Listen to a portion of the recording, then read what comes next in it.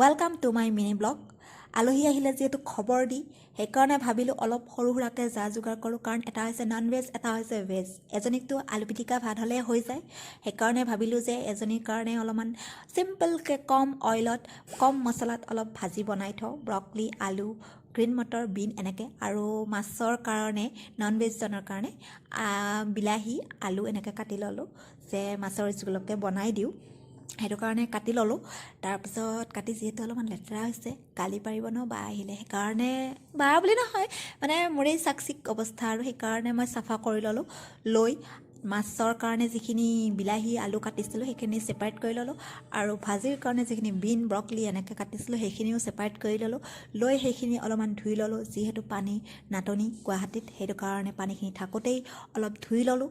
লৈ গা চা ধুই লাহে লাহে অলপ বনাম, লাহে লাহে। আৰু তাৰপিছত যিহেতু মই দালিত বা ভাজিত মই আদা নহৰু পেষ্ট অলপ ঘৰুৱা বনাই মছলা হিচাপত দিলে ভাল পাওঁ খাই, সেইকাৰণে মই অলপ পিচি ল'লোঁ।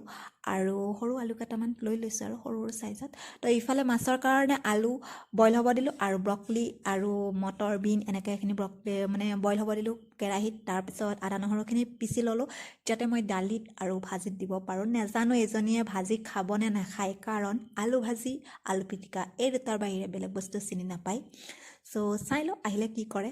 তো মাছৰ যিখিনি বিলাহী আছিলে সেইখিনি সৰু সৰুকৈ কাটি ল'লোঁ, কাৰণ আমাৰ যিহেতু মিক্সি নাই, ৰুমত ভাড়া ঘৰত থাকোঁ, সেইটো কাৰণে সৰু সৰুকৈ কাটি লৈছোঁ পিচকৈ, যাতে জল্দি মানে ফ্ৰাই হয়, সেইটো কাৰণে। আৰু যিহেতু বায়ে কালি মাছ আনিছিলে, সেই মাছখিনিও কি কৰিলোঁ, ফ্ৰিজত আছিলে, অলপ পানী উঠি আছিলে কাৰণে পানী নতুনকৈ আকৌ অলপ পানীৰে ধুই ল'লোঁ। লৈ কাৰণ তেলত দিলে ফটফটাই পুৰিব পাৰে তেলে, তো মোৰ মন নাই ইমান মানে তেলৰ চিটিকনিৰ দাগবিলাক ল'বৰ কাৰণে গাই চাই, সেইটো কাৰণে অলপ পানীত ধুই ল'লোঁ নতুনকৈ। ধুই যিহেতু বহুতে তেলত দিয়ে, হালধি আৰু তেলত মানে দি কিনে বনায়, মই এনেকৈ মেৰিনেট কৰি লওঁ যাতে বেছি মানে ভাল লাগে আৰু বস্তুটো, ৰংটো উঠে, কাৰণ তেলত দিলে তেলতে ৰৈ যায় ন, সেইটো কাৰণে মই এনেকৈ মেৰিনেট কৰি ল'লোঁ হালধি আৰু তেল অলপমান সানি।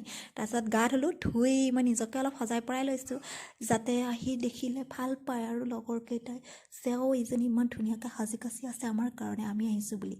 তো ইফালে মই গা চা ধুই ৰেডি হৈ ভাজিটো ভাজিলোঁ, ব্ৰকলি, আলু, আৰু ব্ৰকলি মোৰ ফেভৰেট হয়, গ্ৰীণ মটৰ, বিন এনেকৈ গোটেইখিনি মই ভাজি লৈছোঁ একদম কম অইলত আৰু কম মছলা দি। জাষ্ট মই জিৰা ইউজ কৰিছোঁ, জিৰা পাউডাৰ মই দিওঁৱেই চবতে।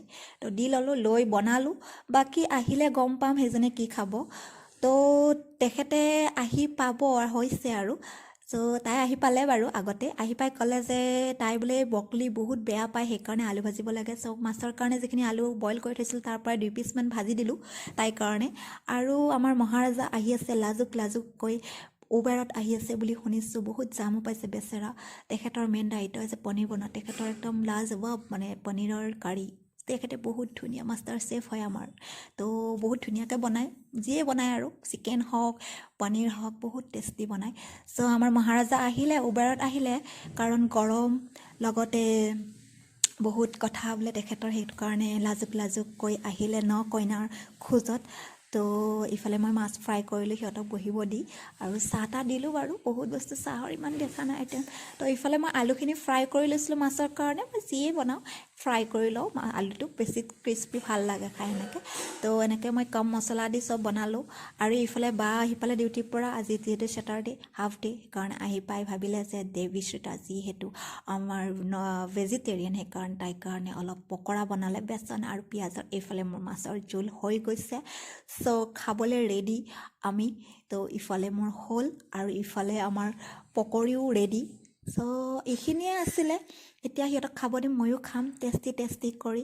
চ' দেখিছে এয়া শেষ আমাৰ আজি ভিডিঅ'টো, ইমানে আছিলে। Bye bye everyone.